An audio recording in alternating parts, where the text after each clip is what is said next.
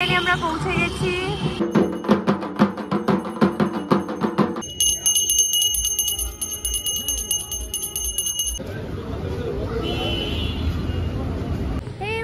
Welcome back to our channel. চলে এসেছি আবার একটা নতুন ব্লগের সাথে। আর থাম্বনেল দেখে বুঝতে পারছো যে হ্যাঁ, এটা হচ্ছে গণপতি ফেস্টিভ্যালেরই ব্লগ কলকাতার। যেহেতু গত বছর গণপতি ফেস্টিভ্যালে গেছিলাম মুম্বাই, আর কলকাতার দুর্গাপুজোর মতো মুম্বাইয়ের গণপতি ফেস্টিভ্যাল হচ্ছে ওয়ার্ল্ড ফেমাস। এত সুন্দর সুন্দর গণপতি হয়, তো এবছর যাইনি বলে প্রচণ্ড মনটা খারাপ। সেই জন্য সব জায়গায় দেখছি। এক তো নবদ্বীপের যে গণপতি দর্শন করেছিলাম আমি 3টে, তার মধ্যে 2টো ঠাকুর তো ভীষণই ভালো, সেটা দেখে একটু মন খারাপটা কমেছে। তো কলকাতায় যখন চলেই এসেছি তাই ভাবলাম যে আজকে এখানেও একটু ব্লগ করে নেওয়া যাক। এখানে সন্ধান পেয়েছি একটা লাল বাগচা রাজা, কলকাতার মুম্বাইয়ের যেটা ফেমাস গণপতি লাল বাগচা রাজা, সেই লাল বাগচা রাজা এখন আমরা দেখতে যাচ্ছি। আমরা চলে এসেছি দেশপ্রিয় পার্কের মোড়ে।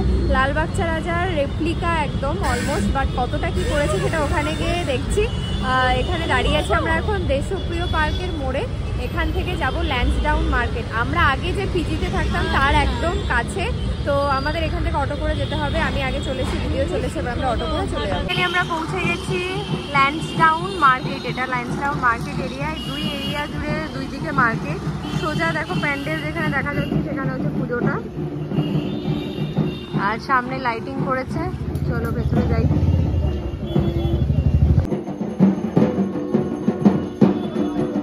আমরা ওদিকে যাচ্ছি, এখন আরতি হচ্ছে মেবি।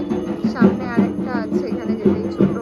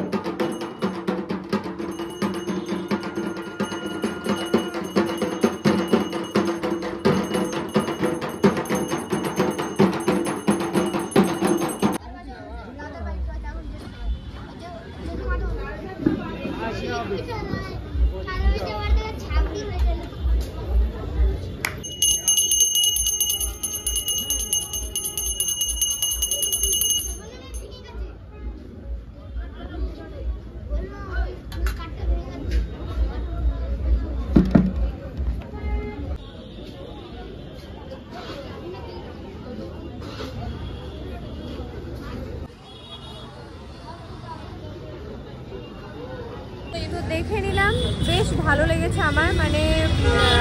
লাল বাগচা রাজা মুম্বাইয়ের অনেকটা বড় হয়, অতটা বড় না, বাট স্ট্রাকচারটা কিন্তু লাল বাগচা রাজার মতো। কি কেমন লাগলো বল? লাল বাগচা রাজার মতো না, ওই টাইপের। হ্যাঁ, একদম 70% লাল বাগচা রাজার মতোই হয়েছে। বেশ ভালো লাগলো দেখে। আর কাজ গণেশের গায়ের কাজ বলো, ধুতির স্টাইল পরানো, সবটাই ওরা অনুকরণ করার চেষ্টা করছে। বেশ ভালো লাগছে, খুব ভালো লাগলো দেখে। এরপর আমরা গড়িয়াহাটের দিকে যাচ্ছি, ওখানে একটা আছে, ওটা দেখবো, দেখে নিয়ে তারপর যাবো বাড়ি।